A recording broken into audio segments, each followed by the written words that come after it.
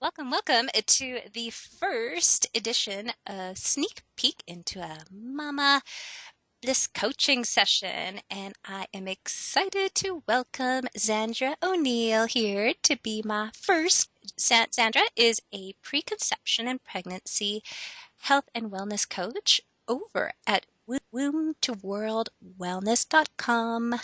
Welcome, Zandra. Thank you so much for having me, Kathy. Most welcome, love. So, Zandra sent me an email with her question. Woo! And I'm sure you can all see it right here. But she wrote, uh, I think my biggest struggle is staying calm when Chloe is not. She's very sensitive and particular and gets especially difficult when overtired. I am conscious of this and try to take a few deep breaths and be calm amidst her storm, but it's not always easy for me. I don't like it when I raise my voice with her, but it happens. When it does, I always try to explain to her, I know how you're feeling, and I'm sorry I got loud.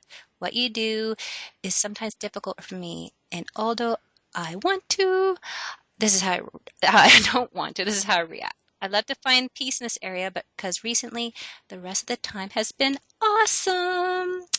I bet it has. And all right, so let's get started. So thank you for the question. And how are things going for you today around that realm? Has anything shifted since you last sent in that email? Well, it's funny. The night before last was a really rough bedtime. She's been tough, especially since the time change.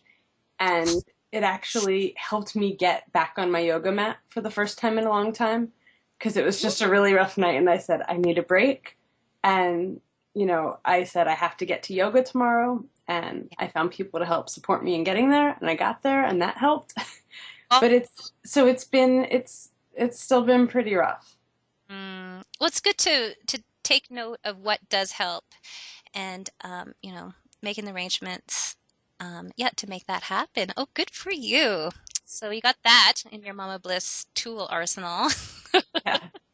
Great. So how did it feel once you got into your practice again? Oh, that was wonderful. I actually wrote about that on my blog. I said it felt like I was coming home.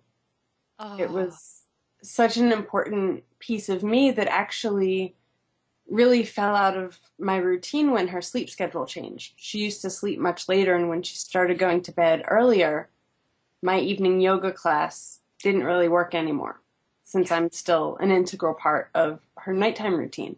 So Yeah. making sure that I'm finding time for myself, I know is really important in being able to be calm for her and not, kind of losing it when I get stressed because I'm not, if I'm just stressed in that moment, it's different than when I'm feeling it always. So it's good for me to be getting back to it.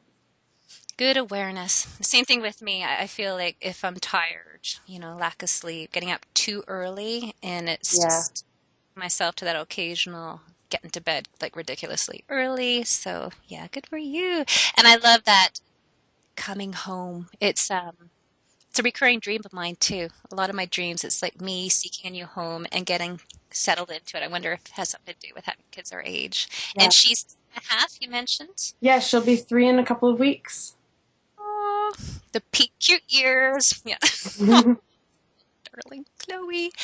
Okay, so as we were discussing just before we started recording, in my Simplicity Parenting e-course, there's 4 modules. In every single one, I offer the simple compassionate meditation. So I thought maybe we would do a quick run of that, just a guided imagery.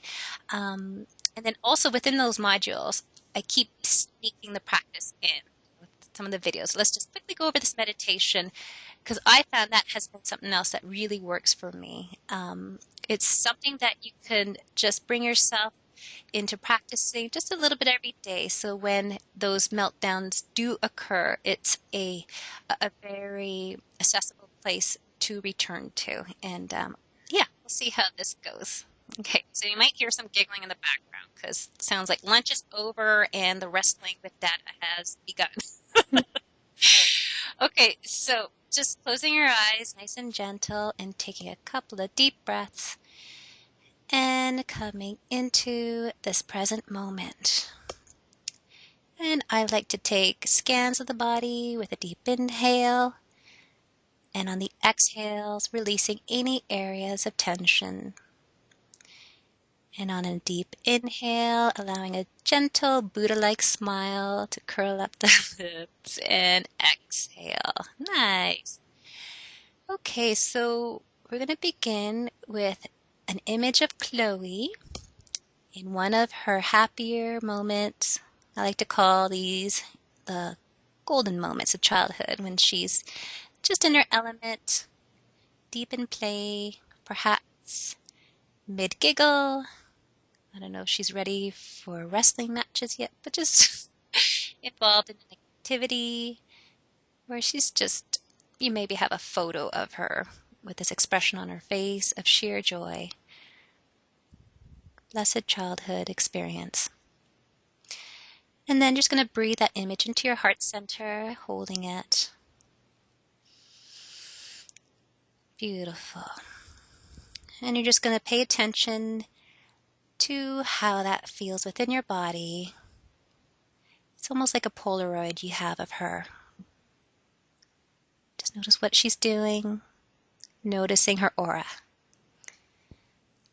And then on an exhale, we're going to slowly allow that image to fade away with a blessing. And now we're going to just bring up an image of Chloe in a less shinier moment. Perhaps what we call in these Simplicity Parenting modules, the soul fever in his book. Perhaps you can tell that such a meltdown is just around the corner by a shift in posture or a pout in her little lips. And just seeing that posture, that snapshot of how she tends to look in those less sunnier moments, and hold that image again close to your heart. Breathing into that snapshot, again noticing where in your body you're feeling your reaction to witnessing, and just breathe into that moment. And now, keeping that image close to your heart, we're going to welcome back the image of golden moment Chloe and hold it right beside soul fever Chloe. With each breath, just shift your focus from one image to the other. And again, just noticing your body's reaction to both scenes. And on an exhale, releasing golden moment and holding the soul fever child in your heart.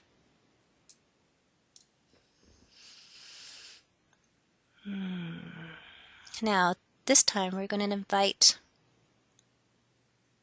in the hands of Chloe. She's still pretty young to be discussing her emotions. Perhaps it's difficult for her to find the words. So just imagine her holding an object in her chubby little hands. Okay. Breathing into your heart, just feeling compassion for her. And imagine she's holding her feelings in her little hands. And imagine the same snapshot of her opening the palms of her hands to you, holding a symbol of how she's feeling. Just take note of what she's holding in her little hands. Releasing any tension you're holding in your body. And when you're ready to, we're going to come out of the meditation, just coming back into your room, into your laughter-filled home, and gently opening your eyes. Yay, Xandra. How did that feel for you? It was interesting because I think for both of them, where I was feeling it most was my heart. I think the happy moments, I was thinking of a couple actually sometimes when she's on her way out the door with someone else, she'll just run up with a big hug and a kiss.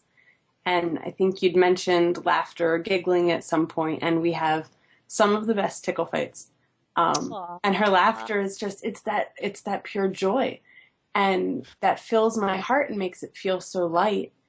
Mm. And on the flip side, in those really difficult moments that she has, it weighs so heavy on my heart Yeah. because I hate to see her hurting. I don't, you know, and I know that that's what it is. It's never that, you know, she's really mad at me. She's hurting. You Yeah. know, I'm aware of that. So it was all felt very much in my heart.